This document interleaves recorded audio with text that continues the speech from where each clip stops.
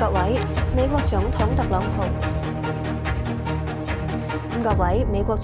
朗普喺白宮就伊朗問題發表全國演講。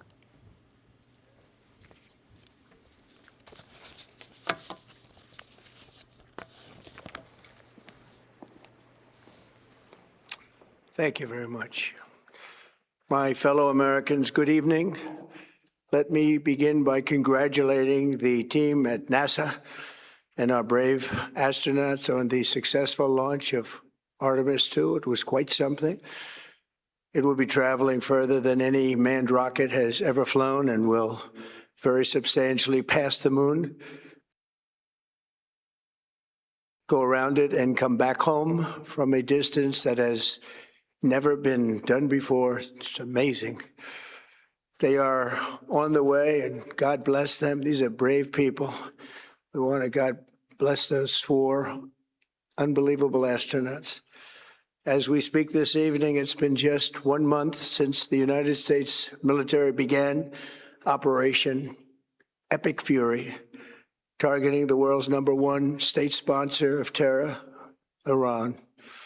In these past 4 weeks, our armed forces have delivered swift, decisive, overwhelming victories on the battlefield. Victories like few people have ever seen before. Tonight, Iran's Navy is gone. Their Air Force is in ruins. Their leaders, most of them terrorist regime they led, are now dead. Their command and control of the Islamic Revolutionary Guard Corps is being decimated as we speak. Their ability to launch missiles and drones is dramatically curtailed, and their weapons, factories, and rocket launchers are being blown to pieces. Very few of them left. Never in the history of warfare has an enemy suffered such clear and devastating large-scale losses in a matter of weeks. Our enemies are losing, and America, as it has been for 5 years under my presidency, is winning, and now winning bigger than ever before.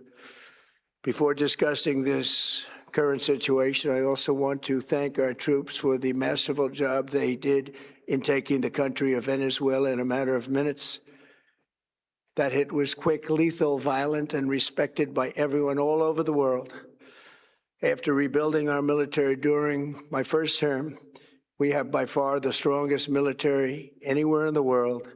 And now we're working along with Venezuela and are, in a true sense, joint venture partners. We're getting along incredibly well in the production and sale of massive amounts of oil and gas, the second largest reserves on Earth after the United States of America. We're now totally independent of the Middle East, and yet we are there to help. We don't have to be there. We don't need their oil. We don't need anything they have, but we're there to help our allies. Tonight, I want to provide an update on the tremendous progress our warriors have made in Iran and discuss why Operation Epic Fury is necessary for the safety of America and the security of the free world. From the very first day I announced my campaign for president in 2015, I have vowed that I would never allow Iran to have a nuclear weapon. This fanatical regime has been chanting death to America, death to Israel for 47 years. Their proxies were behind the murder of 241 Americans in the Marine barracks bombing in Beirut, the slaughter of hundreds of our service members with roadside bombs. They were involved in the attack on the USS Cole, and they carried out the countless other heinous acts, including the just horrible, bloody atrocities of October 7th in Israel, something that most people have never seen anything like it. This murderous regime also recently killed 45,000 of their own people who were protesting in Iran. 45,000 dead. For these terrorists to have nuclear weapons would be an intolerable threat. The most violent and thuggish regime on earth would be free to carry out their campaigns of terror, coercion, conquest, and mass murder from behind a nuclear shield. I will never let that happen, and neither should any of our past presidents. This situation has been going on for 47 years and should have been handled long before I arrived in office. I did many things during my 2 terms in office to stop the quest for nuclear weapons by Iran first, and perhaps most importantly, I killed General Qasem Soleimani in my first term. He was an evil genius, brilliant person, a horrible human being, however, the father of the roadside bomb, and he lived just horrible what he did. Iran would have been perhaps in far better, stronger position. Had he lived, we would have had probably a different conversation tonight. But you know what? We'd still be winning and winning big. And then, very importantly, I terminated Barack Hussein Obama's Iran nuclear deal, a disaster. Obama gave them $1.7 billion in cash, green cash, took it out of banks from Virginia, D.C., and Maryland, all the cash they had. He flew it by airplanes in an attempt to buy their respect and loyalty, but it didn't work. They laughed at our president and went on with their mission to have a nuclear bomb. His Iran deal would have led to a colossal arsenal of massive nuclear weapons for Iran, and they would have had them years ago, and they would have used them. It would have been a different world. There would have been no Middle East and no Israel right now, in my opinion, the opinion of a lot of great experts, had I not terminated that terrible deal. And I was so honored to do it. I was so proud to do it. It was so bad right from the beginning. Essentially, I did what no other president was willing to do. They made mistakes, and I am correcting them. My first preference was always the path of diplomacy, yet the regime continued their relentless quest for nuclear weapons and rejected every attempt at an agreement. For this reason, in June, I ordered a strike on Iran's key nuclear facilities, an Operation Midnight Hammer. Nobody's ever seen anything like it. Those beautiful B-2 bombers performed magnificently. We totally obliterated those nuclear sites. The regime then sought to rebuild their nuclear program at a totally different location, making clear they had no intention of abandoning their pursuit of nuclear weapons. They were also rapidly building a vast stockpile of conventional ballistic missiles and would soon have had missiles that could reach the American homeland, Europe, and virtually any other place on Earth. Iran's strategy was so obvious. They wanted to produce as many missiles as possible, and they did, with the longest range possible. And they had some weapons that nobody believed they had. We just learned that out. We took them out. We took them all out so that no one would really dare stop them. And their race for a nuclear bomb, a nuclear weapon like nobody's ever seen before. They were right at the doorstep. For years, everyone has said that Iran cannot have nuclear weapons, but in the end, those are just words if you're not willing to take action when the time comes. As I stated in my announcement of Operation Epic Fury, our objectives are very simple and clear. We are systematically dismantling the regime's ability to threaten America or project power outside of their borders. That means eliminating Iran's Navy, which is now absolutely destroyed, hurting their Air Force and their missile program at levels never seen before, and annihilating their defense industrial base. We've done all of it. Their Navy is gone. Their Air Force is gone. Their missiles are just about used up or beaten. Taken together, these actions will cripple Iran military, crush their ability to support terrorist proxies, and deny them the ability to build a nuclear bomb. Our armed forces have been extraordinary. There's never been anything like it militarily. Everyone is talking about it, and tonight I'm pleased to say that these core strategic objectives are nearing completion. As we celebrate this progress, we think especially of the 13 American warriors who have laid down their lives in this fight to prevent our children from ever having to face a nuclear Iran. Twice this past month, I have traveled to Dover Air Force Base, And it's been something. I wanted to be with those heroes as they return to American soil, and I was with them and their families, their parents, their wives, their husbands. We salute them, and now we must honor them by completing the mission for which they gave their lives. And every single one of the people, their loved ones said, please, sir, please finish the job, every one of them. And we are going to finish the job, and we're going to finish it very fast. We're getting very close. I want to thank our allies in the Middle East, Israel, Saudi Arabia, Qatar, the UAE, Kuwait, and Bahrain. They've been great, and we will not let them get hurt or fail in any way, shape, or form. Many Americans have been concerned to see the recent rise in gasoline prices here at home.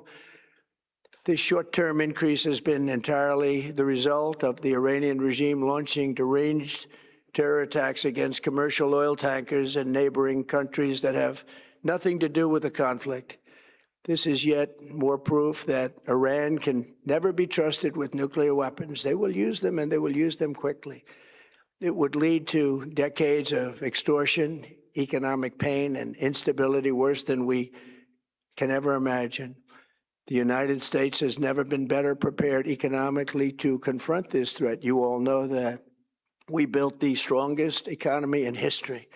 We're going through it right now, the strongest in history. In 1 year, we've taken a dead and crippled country. I hate to say that, but we were a dead and crippled country after the last administration and made it the hottest country anywhere in the world by far, with no inflation, record-setting investments coming into the United States, over $18 trillion, and the highest stock market ever, with 53 all-time record highs in just 1 year. It all positioned us to get rid of a cancer that has long simmered. It's known as the nuclear Iran, and they didn't know what was coming. They've never imagined it. Remember, because of our Drill Baby Drill program, America has plenty of gas. We have so much gas. Under my leadership, we're #1 producer of oil and gas on the planet, without even discussing the millions of barrels that we're getting from Venezuela. Because of the Trump administration's policies, we produce more oil and gas than Saudi Arabia and Russia combined. Think of that, Saudi Arabia and Russia combined. And that number will soon be substantially higher than that. There's no country like us anywhere in the world, and we're in great shape for the future. The United States imports almost no oil through the Hormuz Strait and won't be taking any in the future. We don't need it. We haven't needed it, and we don't need it. We've beaten and completely decimated Iran. They are decimated, both militarily and economically and in every other way. And the countries of the world that do receive oil through the Hormuz Strait must take care of that passage. They must cherish it. They must grab it and cherish it. They can do it easily. We will be helpful, but they should take the lead in protecting the oil that they so desperately depend on. So to those countries that can't get fuel, many of which refuse to get involved in the decapitation of Iran, we had to do it ourselves. I have a suggestion. #1, buy oil from the United States of America. We have plenty. We have so much. And #2, build up some delayed courage. Should have done it before. Should have done it with us, as we asked. Go to the Strait and just take it, protect it, use it for yourselves. Iran has been essentially decimated. The hard part is done, so it should be easy. And in any event, when this conflict is over, the Strait will open up naturally. It'll just open up naturally. They're going to want to be able to sell oil because that's all they have to try and rebuild. It will resume the flowing, and the gas prices will rapidly come back down. Stock prices will rapidly go back up. They haven't come down very much, frankly. They came down a little bit, but they've had some very good days over the last couple of days. We've done actually much better than I thought, but we had to take that little journey to Iran to get rid of this horrible threat. With our historic tax cuts, where people are just now talking about receiving larger refunds than they ever thought possible, They are getting so much more money than they thought. That's from the great, big, beautiful bill. Our economy is strong and improving by the day, and it will soon be roaring back like never before. It will top the levels that it was a month ago. I've made clear from the beginning of Operation Epic Fury that we will continue until our objectives are fully achieved.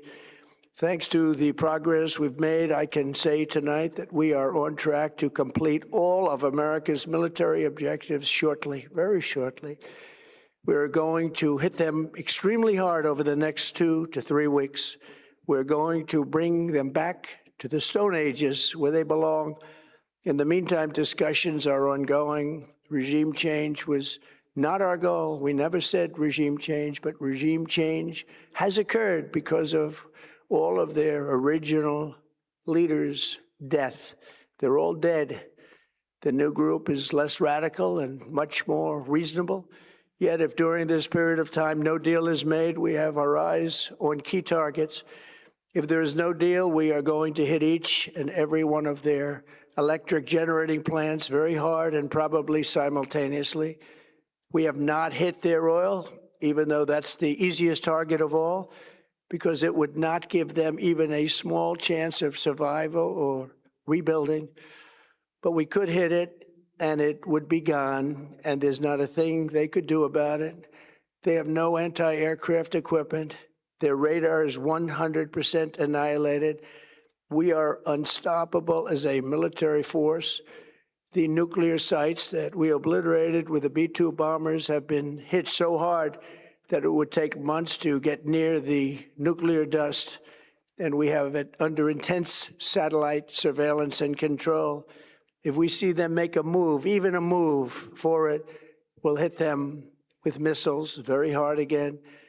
We have all the cards, they have none. It's very important that we keep this conflict in perspective.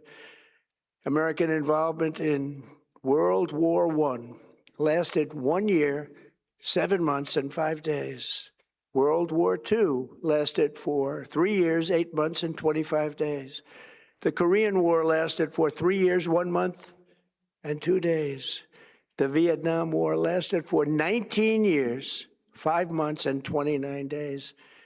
Iraq went on for 8 years, 8 months, and 28 days. We are in this military operation, so powerful, so brilliant, against one of the most powerful countries for 32 days. And the country has been eviscerated and essentially is really no longer a threat. They were the bully of the Middle East, but they're the bully no longer. This is a true investment in your children and your grandchildren's future. The whole world is watching, and they can't leave the power, strength, and brilliance. They just can't believe what they're seeing. They leave it to your imagination, but they can't believe what they're seeing, the brilliance of the United States military. Tonight, every American can look forward to a day when we are finally free from the wickedness of Iranian aggression and the specter of nuclear blackmail. Because of the actions we have taken, we are on the cusp of ending Iran's sinister threat to America and the world. And I'll tell you, the world is watching. And when we do, when it's all over, the United States will be safer, stronger, more prosperous, and greater than it has ever been before. May God bless the men and women of the United States Armed Forces, and may God bless the United States of America. Thank you very much, and good night.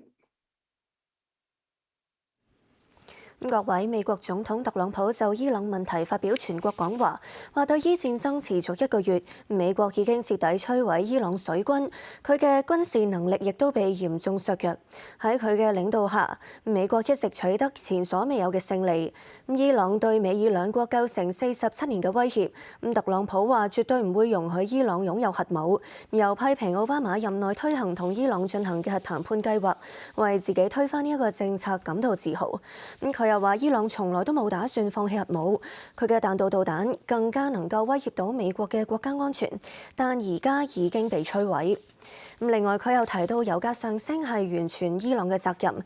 美國而家係處於最好嘅經濟時期，美國擁有全球最多嘅石油產量，對未來係感到樂觀。亦都建議他國買美國嘅石油，又呼籲曾經唔支持佢攻打伊朗嘅國家去到霍爾木茲海峽，尋求重開霍爾木茲海峽。佢亦都提到未來2至3星期內將會加強打擊伊朗，話冇諗過實現政權嘅更替，但呢一個將會係無可避免。現場情況先睇到呢度，而家我哋轉睇下天氣。